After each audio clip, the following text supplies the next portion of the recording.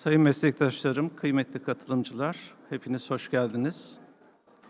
Bu oturumumuzda interferon gama salınım testleriyle devam edeceğiz. İngiltere'den bir konuşmacımız var.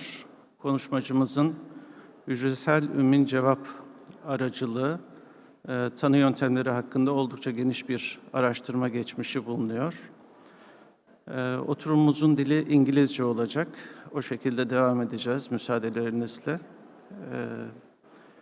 Bu oturumumuzun gerçekleştirilmesinde katkılarından dolayı Kiagen firmasına da teşekkürlerimizi sunmak istiyorum. Müsaadenizle toplantımıza başlayalım. Dear colleagues, distinguished participants, welcome and thank you for joining us today. Cytomegalovirus remains one of the most significant infectious agents, especially in the solid organ transplantation patients. Our focus is no longer on detecting the CMV infections anymore, and we will continue to focus on predicting the infection after the transplantation process.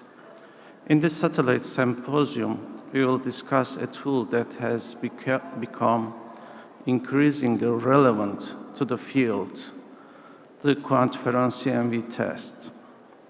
Understanding a patient's CMV-specific immune status or competence before and after transplantation offers us a new dimension in clinical decision-making that helps us identify who is truly at risk and who may safely avoid unnecessary interventions, treatments, or prophylaxis. It's my great pleasure to introduce our speaker, Dr. VLADSLAV NIKOLAYEVSKYY, an expert with extensive experience in CMV immunology and human-based diagnosis.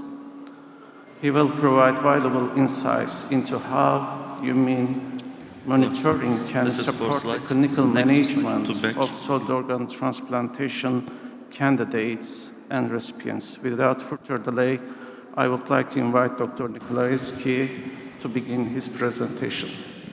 Yeah.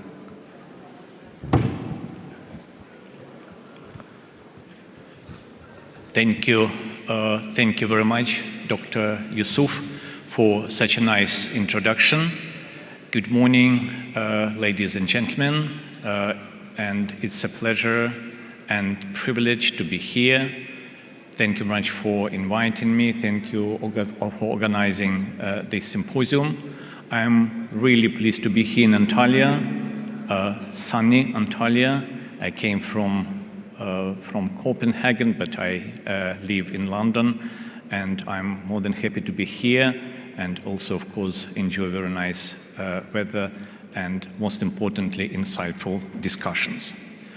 So, I'm Vlad NIKOLAYEVSKYY. I'm Director in Medical Affairs working for QIAGEN.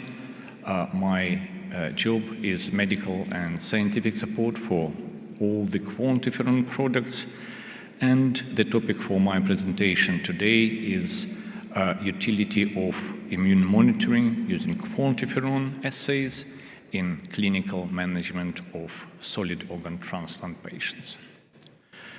Let me start with our company mission and vision. And our mission is to enable access to valuable insights from molecular research to clinical healthcare. And I think actually the topic of my today's presentation is exactly it really matches our vision, because ultimately what I will be talking about Quanti feron, CMV, monitor and other assays, and the development, implementation of these assays has been made possible due to novel developments in molecular diagnostics, and we are trying to make these assays available for patients, for clinicians, and that's where our vision comes, that we are trying to make improvements in life possible And of course, this is when we talk mainly about patients who we look after, and of course we are trying our best to make sure that our assays, our tests actually have significant clinical benefits. We will be talking a lot about immunosuppression, immunosuppressive therapy in my today's presentation. And let me just show you this diagram saying that in transplant context, immunosuppression is both necessary and challenging. Of course, in transplant context, in both solid organ transplant and also in hematopoietic stem cell transplant, this is a transplantation, right? So we are bringing the graft from someone else, and therefore, to avoid rejection, or also we need to prevent what is called graft versus host disease. So we need really to treat a patient with pretty harsh, I would say, immunosuppressive therapy. However, of course, it's what is called double-ended sword, because immunosuppression also makes patients more vulnerable, more prone to infections mainly, and also to malignancies and other diseases, because it suppresses the immune system. So we really need to find a balance. This is all about fine-tuning, if you wish, finding the right therapeutic window, not to overly suppress patients, immunosuppress patients, but also immunosuppress them enough to avoid complications with regards to organ rejection or graft versus host disease. Let us talk a little bit about CMV infection as such. And CMV is one of the most common and one of the most challenging problems in solid organ transplant. So it typically occurs in various forms and shapes and manifestations in around 50% of all solid organ transplant patients following surgery, following transplantation. It affects multiple organs. Clinical manifestations are significant. It could be very serious, up to various organ failures. And also it's associated with pretty significant costs, which I'll be also covering in my presentation, cost aspects, at least to a certain extent. And we have a lot of publications here, which I think we are familiar, or I recommend reading, giving you some background information on the management of CMV in solid organ transplant. But generally speaking, there are two strategies with regards to clinical management. They're called preemptive therapy or universal prophylaxis.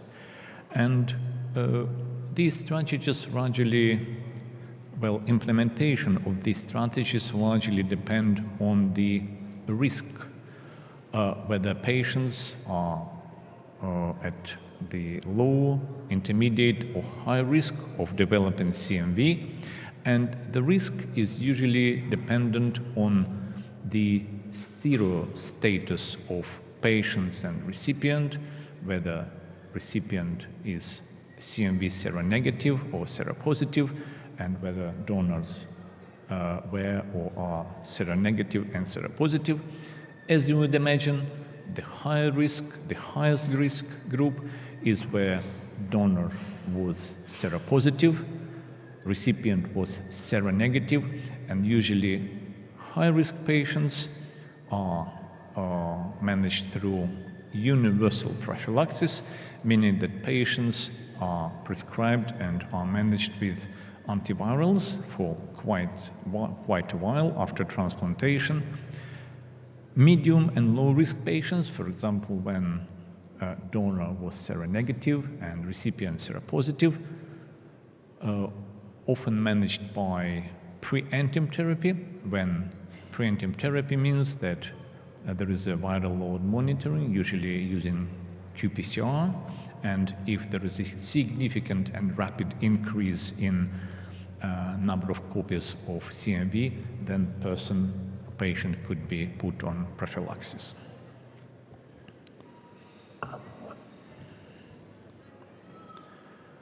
A little bit about costs, because cost aspects often somehow overlooked, although these aspects, especially in current world, we all now need to be fully aware of financial also aspects, because nothing is getting cheap. Unfortunately, everything is getting more and more expensive. And to be honest, it's only fair to consider financial aspects, because we want to make the healthcare more affordable to the patients and also not to overburden healthcare systems. And you can see that when transplant patients had CMV, right, clinical significant CMV, then total costs were significantly higher in thousands of US$ compared to cohorts of patients who didn't have the CMV, meaning that CMV infection is associated with quite significant costs, and therefore by preventing CMV infection, we can also avoid some unnecessary costs. Right, now let's talk a little bit about what are the unmet needs in clinical management of CMV in post-transplant context. I think this is really on the right-hand side, this is a really good diagram, just somehow showing that it's all about fine-tuning and finding the right therapeutic window, not, like I say, not to over-immunosuppress patient, but also give them just enough immunosuppression to avoid organ rejection or graft versus host disease, but also do not overly suppress them, because otherwise the risk of infection will become too high. At the moment, current standard of care in many settings, first of all, what is really important, serology pre-transplant should be performed, so we know whether donors and recipients are seropositive or seronegative, because that's, like I say, it's a key risk determinant for patients. Then we usually monitor viral load. It's not a topic specifically for my talk today, but the challenge is that it's a lot of diagnostic assays for viral load monitoring out there, but we need to make sure that they all conform existing standards, and WHO recommends specific assays, kind of standardized assays, because we want to make sure that it's measured with high accuracy. Then we do drug concentration monitoring. It's very important because many drugs are really toxic, including neutropenia and other potential complications. And of course, in the context of rejections, sometimes biopsies are needed. This is all the current standard of care measures and tests are good, but not good enough, and they're, to many reasons, far from perfect, because they're associated with either poor performance and or suboptimal outcomes. And you'll see in publication that unfortunately CMV infection, including clinically significant one, does occur in many patients. They're also associated with undertreatment or over-treatment, and both options are not ideal, shall we say, and it's also not cost-effective.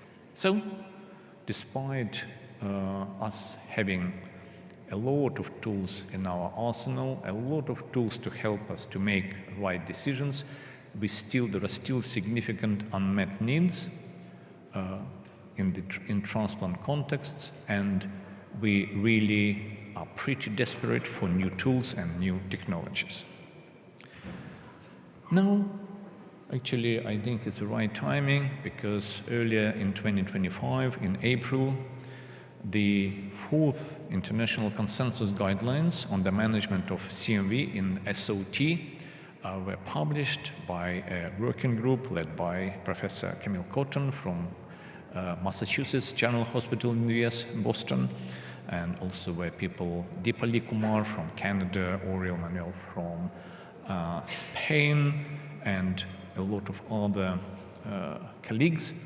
They developed, they analyzed available evidence, and they developed guidance, and for the first time ever in history, guidance actually recommend using immune monitoring, and I'll be talking about immune monitoring later on.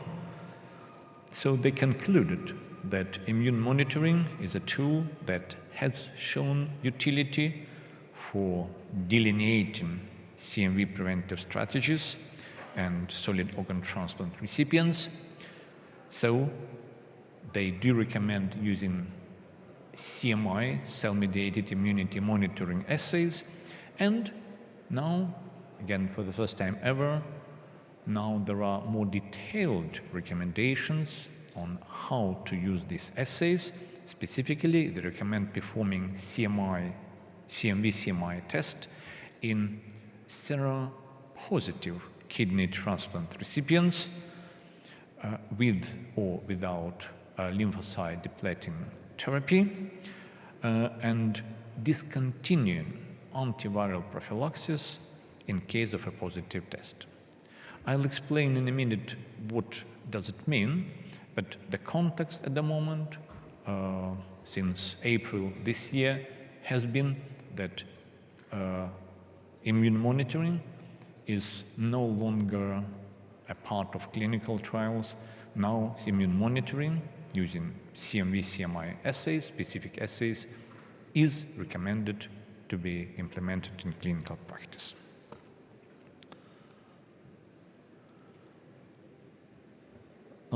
QIAGEN developed and now made available a range of diagnostic tests, assays, to be used in transplant context.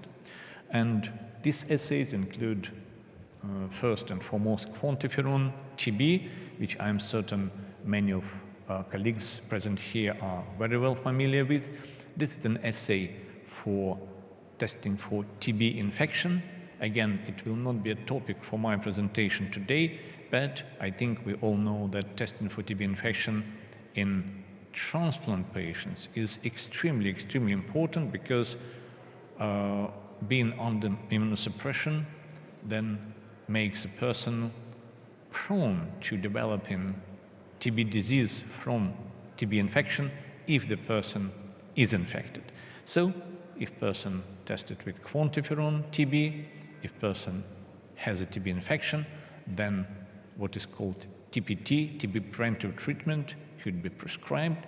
And now we have short courses like 3 months, isoniazid plus rifampicin, and that would minimize chances for active TB disease development. We have then 2 assays, and I'll focus on QuantiFeron CMV in my presentation today, specifically developed for transplant context, and QuantiFeron CMV measures specific anti-CMV cellular immunity in transplant patients.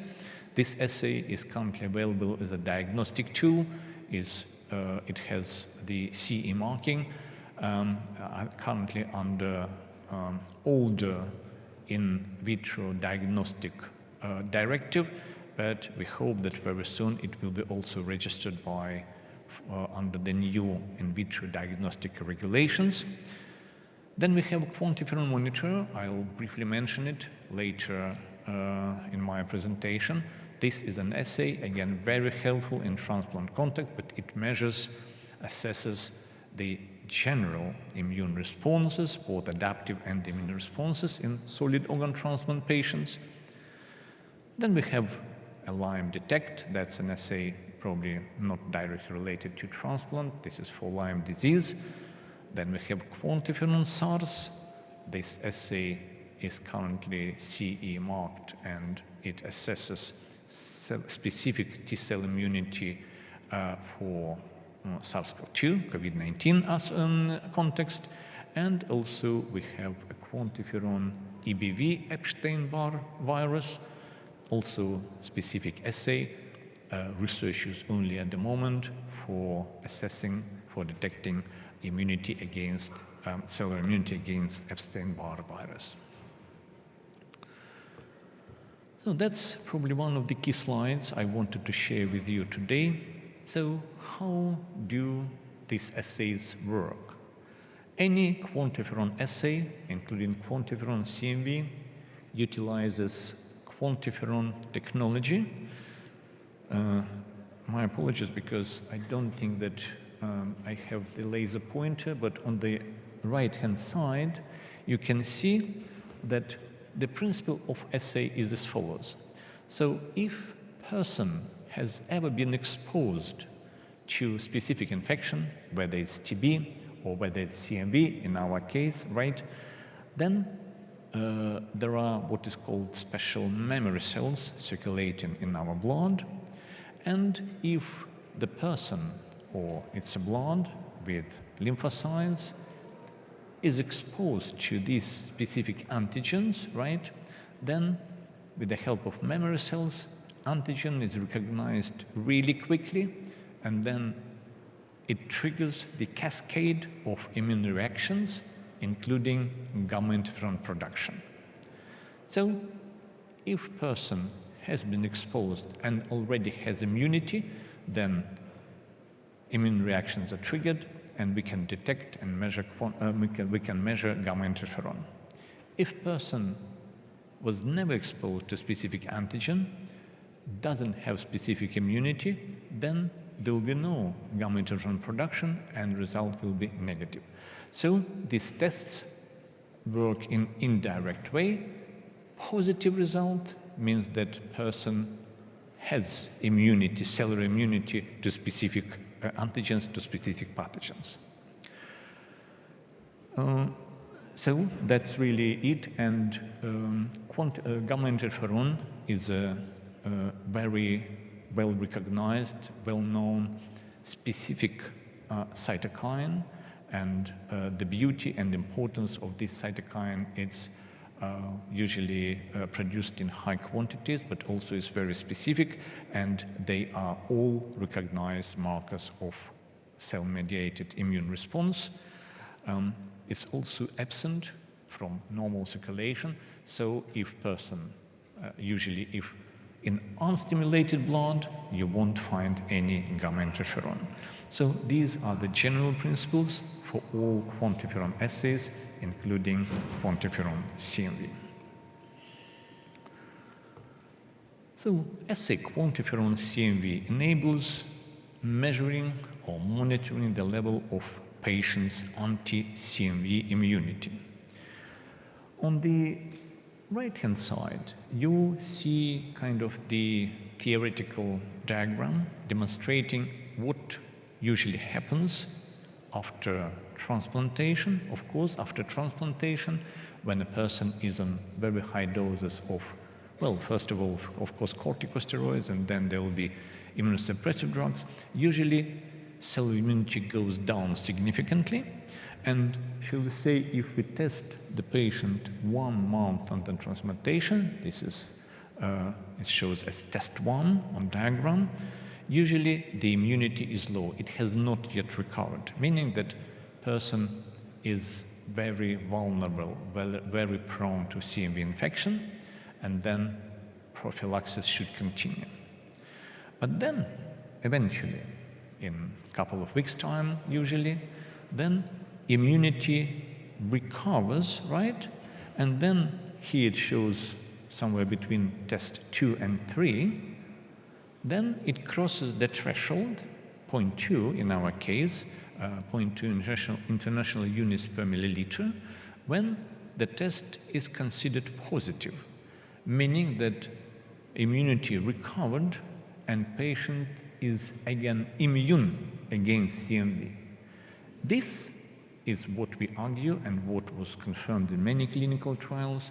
This is the point when you stop preventive therapy, CMV preventive therapy, take the person off vangacyclovir or similar drugs because immunity has already recovered and they don't need this additional unnecessary antiviral prophylaxis.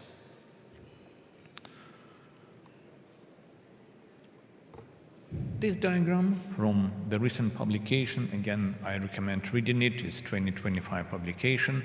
I would call it probably editorial style paper in Transplantation Journal. Again, almost the same group of authors who authored guidelines.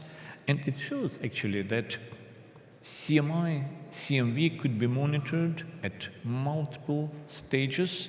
First, it could be measured also prior to transplant, and we know, of course, Dr. Yusuf also conducted excellent study. I will mention it later today in my presentation, demonstrating how testing using quantiferon CMV pre-transplant also could be used to stratify risk and make certain decisions about subsequent prophylaxis. Then, CMV could be measured at early stages during primary prophylaxis, which would somehow help to adjust the duration of prophylaxis. And it could be measured at multiple subsequent stages. The diagram shows what might happen if person is not immune enough, then CMV infection may occur at some point. And again, we can measure specific CMV immunity at this point to decide whether we need to continue prophylaxis or it's good time to discontinue it. So it's basically the diagram shows multiple time points and really utility of assays like quantiferon CMV in post-transplant management. I mentioned earlier I had a slide about guidelines. The question is why guidelines were only published in 2025, and the answer is very simple, because we were waiting for the results of randomized clinical trials. As we know, when we have results of RCTs, randomized clinical trials, really this type of study, this type of trials provide the strongest evidence, right, to help us to make informed decisions. And by 2025, I think around 4 or 5 studies have been completed, RCTs, on the role of quantiferon CMV specifically in post-transplant measurements, and I'm going to give you an overview of a couple of these studies. The first one was published in 2022. That's a Spanish team and Spain as a country. I also mentioned that they now even adopted national guidelines, extremely progressive ones, on the use of assays like quantiferon. In 2022 studies conducted in Seville, one of the largest centers, transplantation centers in Spain. They studied kidney transplant patients, and they randomized only seropositive patients in 2 arms, one standard of care, another one that managed using quantiferon CMV, and the total number of patients was 150. They used CMV infection as an outcome, primary endpoint, and they didn't see any differences in either incidence of CMV disease, right, between the groups, between the arms, and also in terms of replication. So this study really demonstrated that using quantiferon CMV is non-inferior, right, to the current standard of care in terms of outcomes, but it allows to discontinue prophylaxis prematurely, much earlier, thus not exposing patients unnecessarily to very toxic therapy and also reducing costs. Next one, that's one of the earlier studies published in 2019, and that was study conducted exclusively in lung transplant patients. And of course, you know that lung transplant patients is one of the most challenging groups because the management is really, I would say, challenging compared to kidney and liver. This was a study from Australia, and this research team used incidence of CMV infection, defined as viremia over 600 copies per milliliter. And this study actually even demonstrated not just non-inferiority, but rather significant clinical benefits of monitoring CMV infection using quantiferon CMV, and incidence of CMV infection was significantly reduced in quantiferon CMV directed arm, 37% versus 58% in standard of care arm, right? And other complications like acute rejection and chronic lung graft dysfunctions were not affected. So again, authors concluded, you can see also the Kaplan-Meier curve on your right-hand side, demonstrating that in quantiferon CMV directed arm, the incidence of CMV viremia and infection was significantly lower compared to standard of care arm. One more study. This is a very recent publication, I think in 2024, from Canada. Here it was a pretty diverse patient group, including kidney, pancreas, liver, and even heart transplant. So the study compared how quantiferon CMV performs in CMV seropositive patients versus seronegative patients. And again, the conclusion was that in quantiferon seropositive, using quantiferon in seropositive patients, using quantiferon CMV allows for an early discontinuation of prophylaxis, and it was pretty significant, much earlier compared to standard of care, and no patients developed CMV disease under the quantiferon CMV measurement. So, and authors concluded that quantiferon CMV guided prophylaxis appears useful specifically in CMV seropositive patients, and duration of prophylaxis could be significantly shortened, but it does not necessarily work in seronegative patients, which is also understandable because usually seronegative patients are considered very high-risk group and they're managed more aggressively, and therefore doctors, at least as it's now, do not want to risk, which is probably right, trying some novel methodologies. But again, ultimately, the graph on the right-hand side, Kaplan-Meier curve, shows that in quantiferon CMV managed arm, viremia was significantly lower.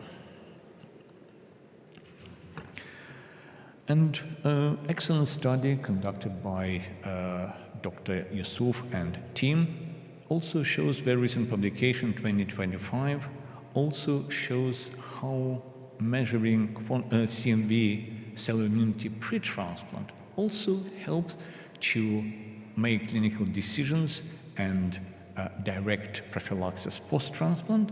Interestingly, in this study, only patients with clinically significant CMV infection were included, 124 liver transplant patients. So we have a variety of patient groups. We have lung, kidney, liver, and even heart in previous studies.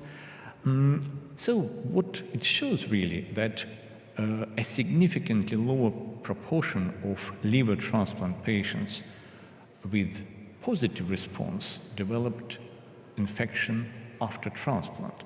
And the difference was pretty dramatic, 7.6 versus 68%, right? So if patients were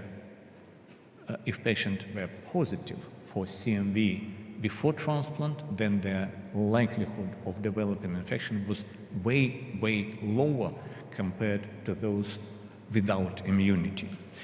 And also, all patients fully recovered, but only 76% of those with negative CMV fully recovered. Again, demonstrating that measuring CMV immunity pre-transplant has significant clinical applications. All this bulk of information helped also to develop national guidelines in certain settings, in certain countries. And a very good example is 2024 publication about national guidelines in Spain. And again, for the first time ever, based on existing evidence, now doctors in Spain, transplant surgeons and clinical microbiologists in Spain recommended to measure CMV-specific immunity, right? And if negative, then stop prophylaxis. Sorry, is positive, then stop prophylaxis. If negative, then you can continue prophylaxis. So, again, and importantly, this recommendation, there are red circles on your right-hand side, showing that it's a strong recommendation with a high level of evidence. So, from now on, only 1 month of universal prophylaxis is recommended in seropositive patients, and then doctors are recommended to use quantiferon CMV or similar CMV-specific cellular immunity tests. If person tested positive, then prophylaxis could be discontinued and patient could be managed preemptively. So this is a big difference compared to current standards of practice in many settings where patients were getting 6-month prophylaxis.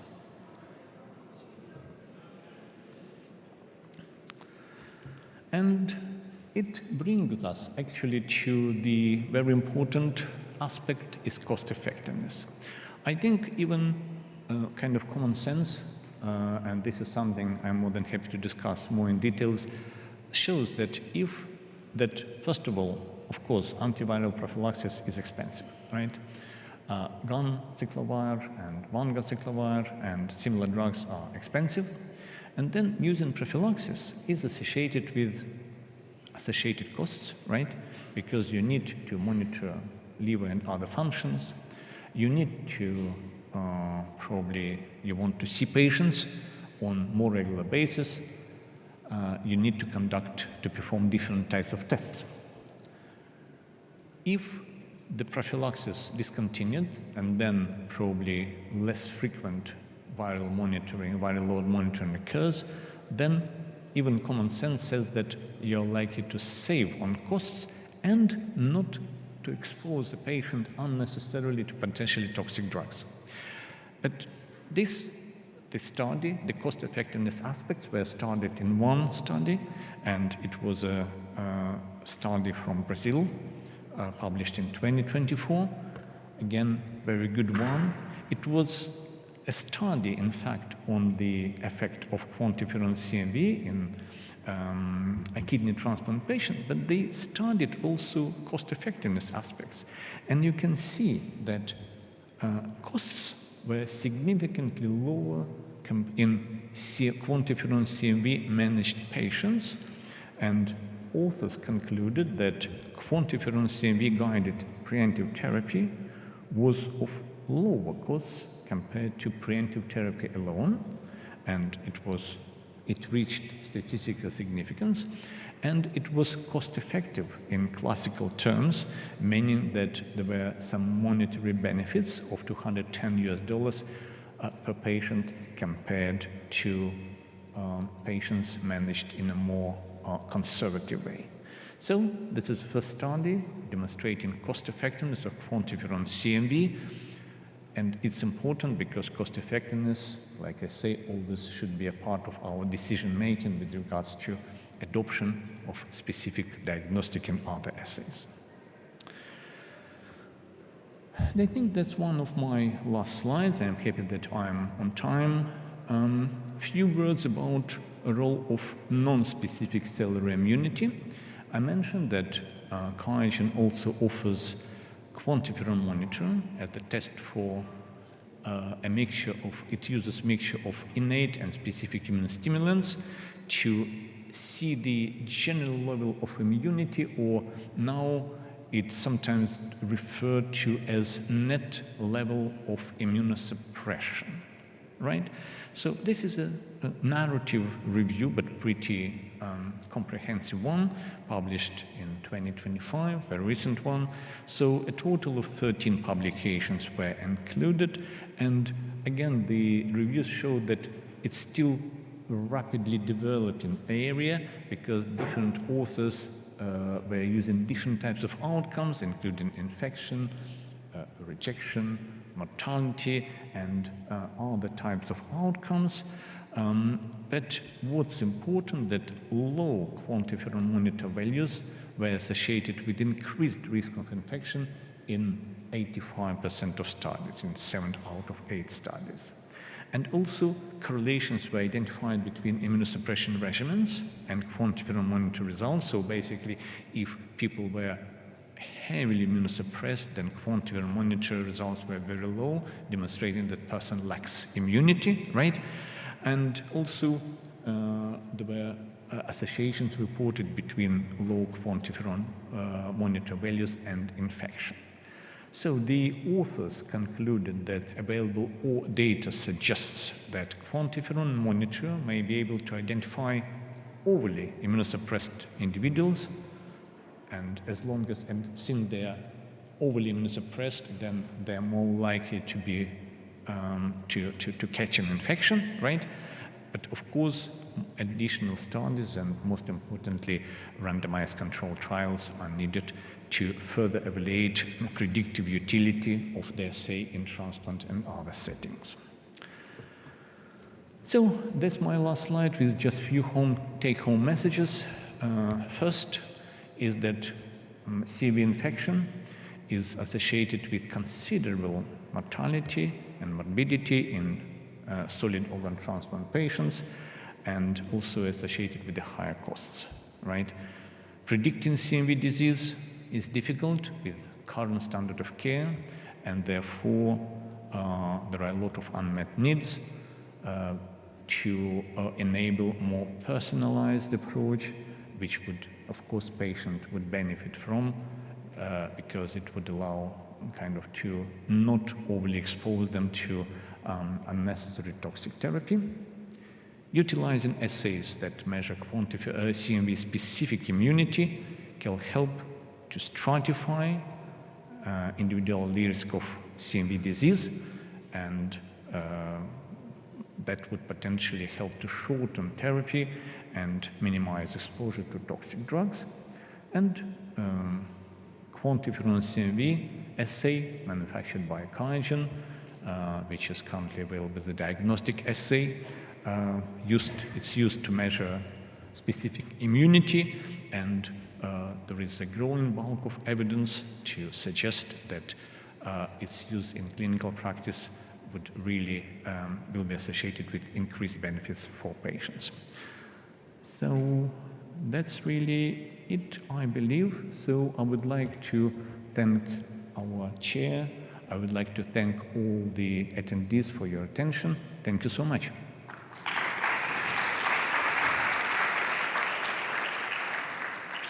Thank you very much, Dr. NIKOLAYEVSKYY, for this insightful presentation.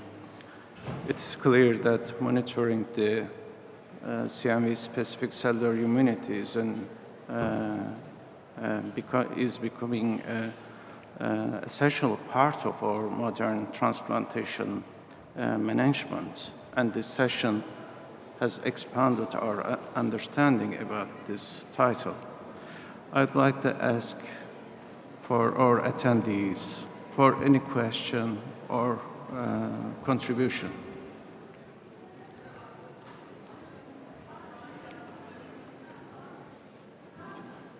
It seems that there's no question. Oh. Mikrofonu götürün.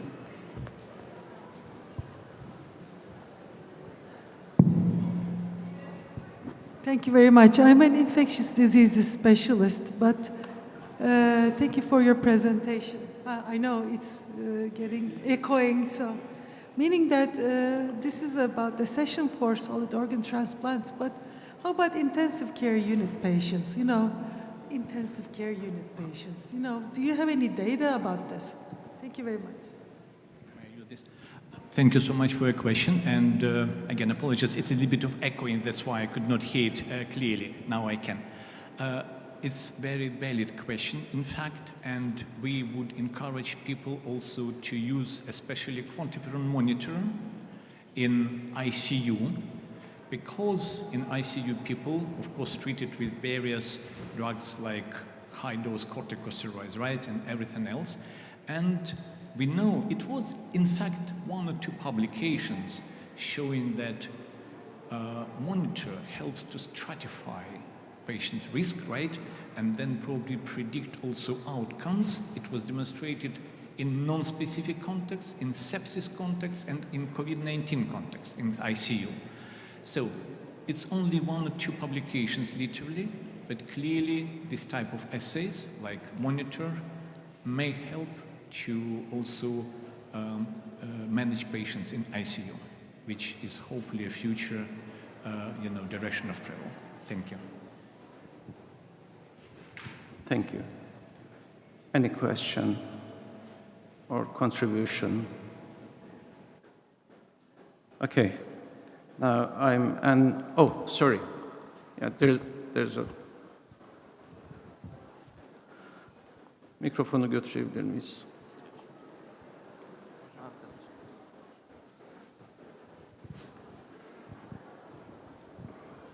Sir, thank you for your instructive presentation. I am a virologist. I would like to ask about the prophylaxis. And as far as I know, there is a newest drug which is called letermovir. Maybe you know it. As far as I know, I think it doesn't exist in Turkey, but I think I read some passage that it is suggested to use in solid organ transplantation for prophylaxis. What do you think about the usage of this drug for these conclusions? Because one of the main advantages is that it doesn't surpass the bone marrow, Thank you. Thank you so much. Again, thank you very much for the question, very valid one. Letermovir is a new drug that helps to reduce side effects like neutropenia, right? That's what you mentioned, of course, because it doesn't suppress bone marrow as much as ganciclovir or valganciclovir. What we also know about the drug, it's very important in the context of my presentation, that it's somehow associated with an increased incidence of CMV infection post 100 days of prophylaxis. It's not quite understood why, but there are some publications suggesting that use of letermovir is associated with late CMV complications. Also, it's a very expensive drug, as far as I understand, compared to existing vanzaciclovir and ganciclovir. So I haven't seen any studies yet specifically looking at how letermovir prophylaxis could be shortened if quantiferon CMV is in use. That's again subject to future studies. But I think using quantiferon CMV in letermovir will be probably even more important to prevent these late CMV complications. That's at least to the best of my knowledge what I can say. I know that also letermovir is mainly used in hematopoietic stem cell transplant context more than solid organ. If I remember correctly, only recently, relatively recently, RCT on its use in SOT context was completed. So we'll see how it plays out, but I think using quantiferon CMV in letermovir context could be even more important. Thank you. Thank you. Thank you. Yeah.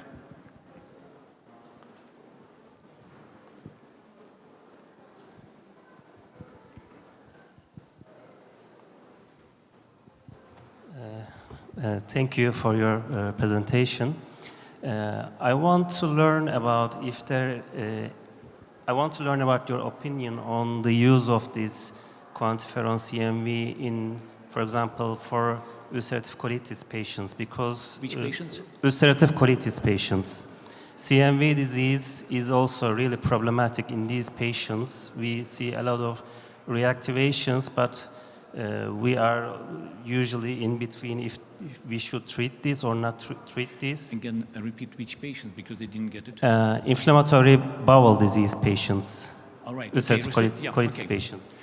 So might it be useful for predicting in the patients, for example, if quantiferon is negative, we should be more careful in these patients about CMV disease. If positive, we might be not so aware about this.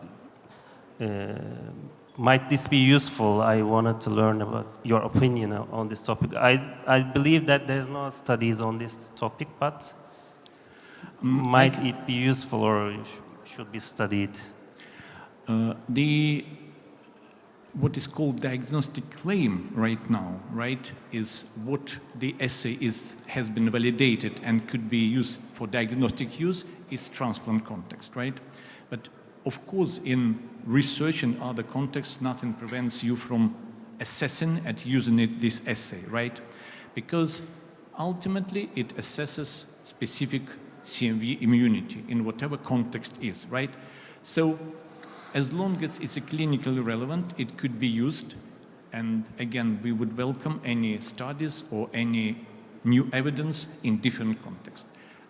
For diagnostic use, it's currently validated for transplant, for solid organ transplant only. Thank you. Thank you. Thank you very much. Any more question or contribution? Especially any contribution.